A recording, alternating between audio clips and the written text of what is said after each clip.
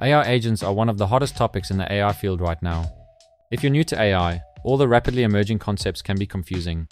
So in this video, I'm going to help you break it down once and for all what exactly is an AI agent. Let's start with large language models. When we say large model in AI, we usually mean a text-based conversational model. You give it a question, it gives you an answer. In real life, if you ask the same question, say, "What do you think of Apple?" An Apple employee and a doctor might give you completely different answers. But a language model doesn't have a built-in personality. If you just ask it directly, its response is often random or overly generic. That's where the system prompt comes in, a special instruction field that precisely controls how the model responds. With the right system prompt, you can instantly turn an AI into a code generator, a translator, or any other specific role. A practical tip: you can define output format rules in the system prompt. For example, you can ask AI to recommend books in this format: name, author, and description. Technically, you can define any format you want, but the most common is JSON. JSON is essentially a text string that follows a specific set of rules, making it perfect for passing data between applications. Now, let's take it further. We don't just want AI to output data, we want it to use tools, search the web, look up files, or automate tasks. The problem is, while large models can generate text, they can't directly call tools by themselves. This is where the agent program comes in. An agent can interact with the user, communicate with the language model, and call various functions, for example, web search, create file, and get weather. Typically, the agent will have a set of rules. When it receives a JSON input in a specific format, it calls the corresponding tool and returns the result. For example, we could define that if it receives a JSON like this, the agent will call a weather service. This way, the language model can indirectly call external services, just by outputting correctly formatted JSON. So here's how you can build such a system. You link the agent program with the large language model and provide a user interface. The agent uses a system prompt to tell the model exactly how to output JSON in order to call services, and it forwards the user's request to the model. If the AI is smart enough, it will generate properly formatted JSON based on the request, allowing the agent to indirectly call the corresponding tool. The agent then takes the tool's result, wraps it up, and sends it back to the AI. From there, the AI can decide whether to call more tools or end the process. Using this logic, we can design an AI with web search capabilities.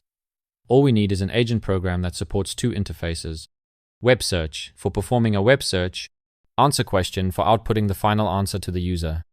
Here's how the workflow goes. When the user asks a question, the agent writes the rules and call procedures for web search and answer question into the system prompt and tells the AI to output results in a specified format. It then sends both the system prompt and the user's question to the language model.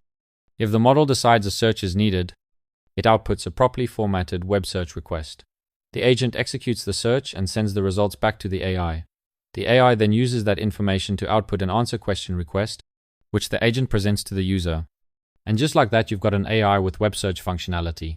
From here, it's easy to extend the framework with more capabilities, like database queries or file operations. In fact, many large language models already use similar setups to offer multiple services through a single chat interface. The agent program we've been talking about, the one that bridges the AI, tools, and the user is essentially what we call an AI agent.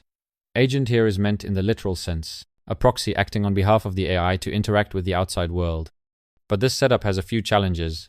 First, while the system prompt can guide a large language model to output data in a specific format, the model is still a probabilistic system at its core. That means there's no guarantee it will always produce perfectly formatted output. The agent must validate the format, and this introduces potential instability into the system. However, intelligent tool use is a common requirement in large model application development. That's why major AI providers have optimized for function calling. They offer a dedicated function calling field to define tool invocation rules. By explicitly defining how tools should be called, the model can be forced to output valid, structured formats, which reduces the agent's workload. Not all language models support function calling, so the system prompt approach is still widely used. Second, in many current agent programs, functions like web search or file read are built directly into the agent itself. This becomes a problem when building multi-agent systems, because if multiple agents need the same capability like web search, you end up with a lot of redundant development. According to best practices in computer science, this should be solved through decoupling. That means moving tool functionality outside the agent and into a unified tool calling proxy service. This service centrally manages all tools, provides a standardized interface for calling them, and supplies a single system prompt template for AI integration. In this design, the agent no longer needs to implement each tool, it just calls the standard interface. This architecture is known as the MCP architecture. Here, the unified tool service is called the MCP server, and the agent program is the MCP client. In such a system, when the user asks a question, the agent first queries the MCP server for the available tools and their corresponding prompt templates. It then constructs the full system prompt, attaches the user's request, and sends it to the language model. The model decides which tool to use and outputs structured data according to the system prompt requirements. The agent passes this output and calls the tool through the MCP's unified interface. Once it receives the tool's response, the agent passes it back to the AI, which decides whether to call another tool or end the process and return the final answer. This creates a complete extensible automation framework, capable of growing with new tools and scaling across multiple agents without redundant work. To further improve the accuracy of this automated system, developers often apply several optimization techniques. For example, they might introduce a RAG system, which automatically supplements relevant information based on the user's input. They might add conversation history management to enhance context consistency, or they might integrate a task planner that creates an execution plan right after the initial user input, and then dynamically adjusts that plan during the process, improving accuracy and reducing randomness. So, to sum it up, to get a large model to output in a specific format, we use prompts. To give the model the ability to use tools, we employ an agent program so the AI can call tools indirectly. To make the AI's output more reliable, we define the agent's interface with function calling, which forces structured outputs.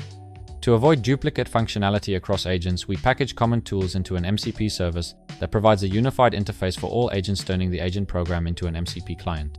With this framework in place, we can build all kinds of services and automate just about anything. Thanks for watching, and I hope you enjoyed this video. I'm Mark. See you next time.